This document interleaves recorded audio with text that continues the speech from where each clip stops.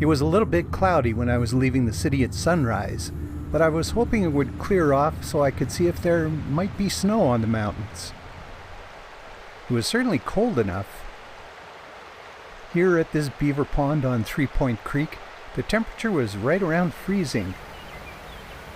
The sunshine made it look warm, but there was frost on these three-flowered avens, and it was cold enough that I could see my breath. So could this valley. There was a thin blue mist hanging around down there.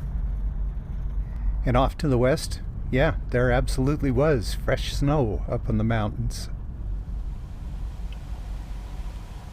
But, other than the chill, it was a pretty nice foothills morning. And it's always a good day when you see one of these guys. That's a great gray owl. He'd just eaten a vole and got a piece of grass stuck in his throat. Down the road, another one. This guy was on the hunt and kind of not paying attention to either me or the other photographer that was right close by. They are very focused when they're hungry.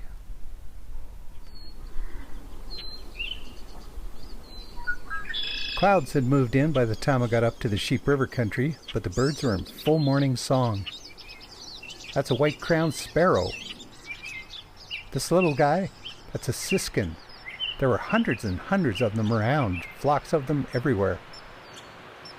I caught these two Columbia ground squirrels in mid-dig. They both just sat there and waited till I moved on. The strawberries are all in bloom, and the dandelions, well, are finishing their first round. And of course, calypso orchids. I just can't pass up an opportunity to photograph these little things. They're just so pretty. Snow is starting to melt up in the mountains, but so far it hasn't raised the levels of the Sheep River. It's still running fast and clear. And a few of the Saskatoons are still blooming up there too. These guys are tiny asters, like really tiny. That's my fingertip. On a warmer morning, they probably would have been in full bloom.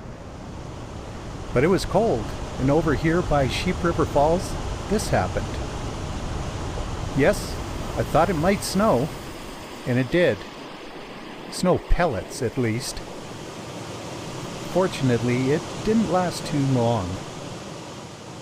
But it certainly left behind a cold chill in the air. I bet these tiny asters would have liked things to be just a little bit warmer. The ferns on the underside of the fall's escarpment, they didn't care. They live in a microclimate that's always kind of chilly and damp. With the falls right close by, it's never dry either. Within 5 minutes of the storm passing, it was bright and sunny again. So I stopped to photograph these horsetails by a spring seep next to the river, and then headed for the aspen forest along the slopes of Gorge Creek. I was hoping I might see a bear, but nope, no luck there. Plenty of birds singing though. But after that brief snow squall, the day never did warm up.